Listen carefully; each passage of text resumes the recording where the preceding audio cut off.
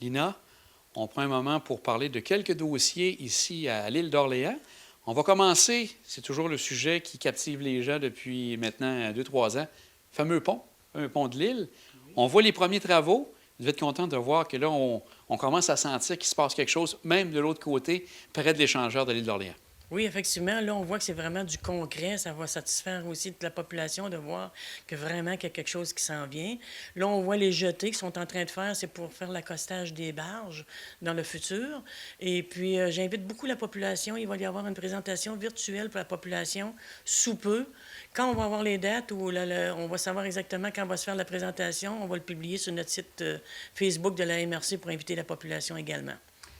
En lien avec ça aussi, il y a l'entrée de l'île, justement ici, tout près de la rue du Pont, puis aussi le chemin Royal. Ça, ça s'avance de ce côté-là aussi pour changer le tout, si j'ai bien compris. Oui, effectivement, on a le projet Signature. On appelle ça Fonds régional de ruralité, mais on l'appelle Signature. C'est le volet 3. On a 1,2 million à dépenser. On a une partie, nous autres, qu'il faut payer aussi de la MRC là-dessus. Ça fait plus qu'un an qu'on travaille sur ce dossier-là. Il y a un comité technique. On est rendu avec un comité directeur. Fait que le comité technique travaille là-dessus. On a eu des réunions de consultation avec les citoyens pour voir qu'est-ce qu'on pourrait faire à l'entrée de l'île, qu'est-ce qu'on pourrait améliorer. Et on a 4 projets en liste, mais le projet prioritaire est le bureau d'accueil à l'entrée de l'île.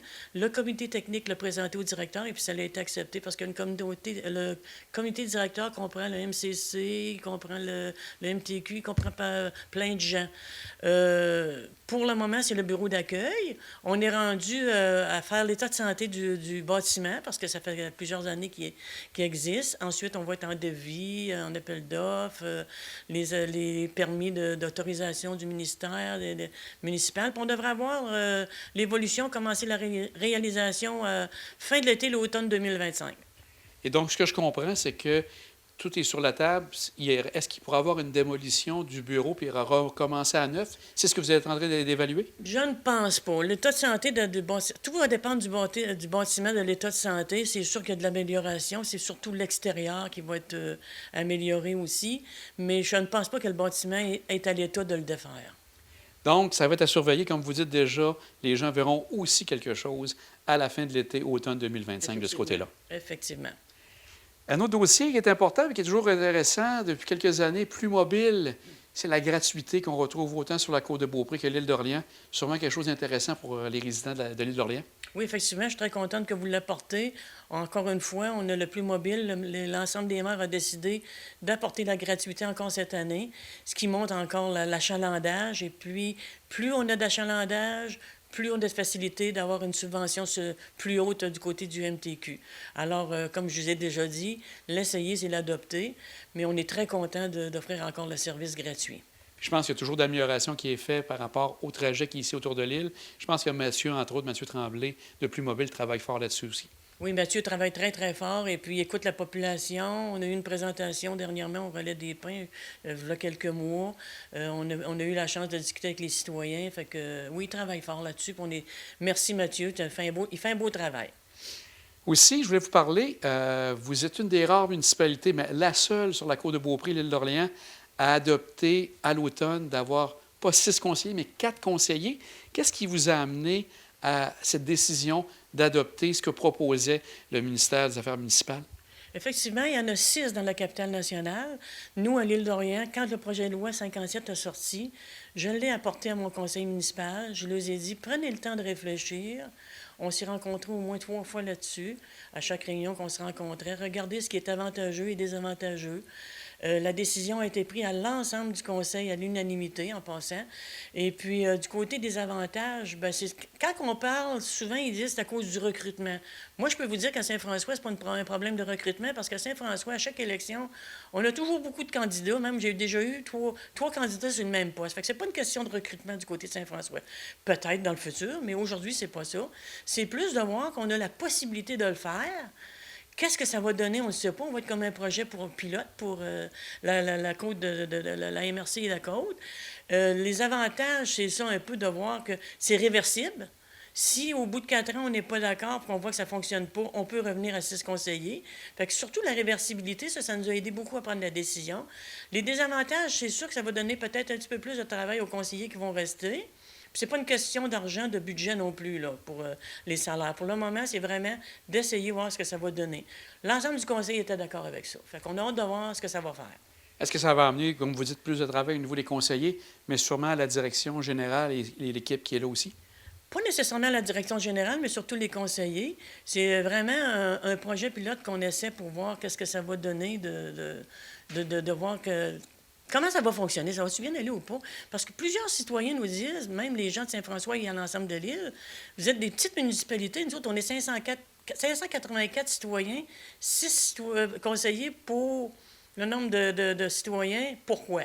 Peut-être que oui, parce que quand on a à prendre des décisions sur un gros projet, c'est mieux d'avoir 6 opinions que 4. Mais ça, on va le voir avec les 4 années qu'ils vont vivre avec les 4 conseillers. Aussi, vous travaillez très fort avec les autres préfets et préfètes des MRC environnants de la communauté métropolitaine de Québec parce qu'il y a le travail au niveau du plan métropolitain d'aménagement et de développement qui va jusqu'en 2041. Donc, c'est vraiment quelque chose de très, très important. Vous siégez comme commissaire un peu partout. Ça va se passer maintenant à Lille. Ça va se passer quand à l'île d'Orléans? Ça se passe mardi, le 18 février. Fait que j'invite la population à venir nous voir parce que c'est un projet d'aménagement à l'ensemble qui concerne toute la CMQ, autant la Côte-de-Beaupré, la MRC de Lille, la Jacques-Cartier, la Ville de Québec, la Ville de Lévis, l'ancienne Lorette et Saint-Augustin. On a travaillé fort là-dessus depuis 2 ans, au moins minimum. On parle de tout. On parle du transport, la qualité de vie, le milieu de vie. On parle de tout, tout, tout. Fait que c'est ce qui va être présenté à la MRC. À suite de ça, c'est des exigences qu'il faut faire face au gouvernement qui s'appelle les OGAT. Après le PMAD, c'est le schéma d'aménagement que la MRC va être obligée de modifier pour respecter le PMAD. Puis les municipalités vont être obligées de regarder le règlement pour respecter le schéma d'aménagement. C'est vraiment... moi, j'ai trouvé l'expérience très, très intéressante parce que j'ai appris beaucoup là-dedans aussi. Fait que c'est une belle présentation qui va être intéressante. Et ça se passe à quel endroit pour l'île d'Orléans? On parle du gymnase de Sainte-Famille, le 18 février. Et les gens ont déjà, c'est encore une possibilité que si les gens ont des idées, de bonnes idées à présenter, c'est encore un bon moment pour le faire? Effectivement, ils peuvent demander d'avoir le droit de parole pour donner leurs commentaires ou amener des sujets qu'on n'a pas vus dans le PMAD. Et puis, ils peuvent déposer des mémoires également pour le 28 février à la CMQ. Donc, une rencontre très importante. Oui.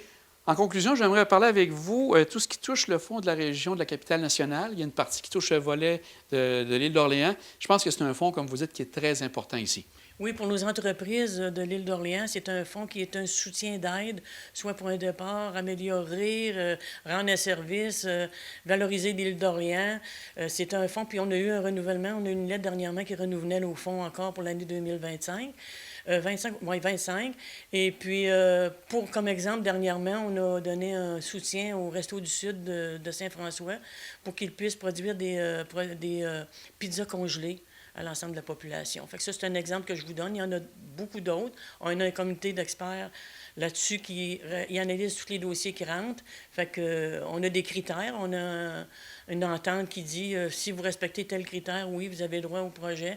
Mais j'invite les petites entreprises à consulter la MRC du côté de Mme Julie Goudreau et Mme Marie-Maud Chevrier pour voir si ils pourraient faire partie de ce projet, de cette subvention-là.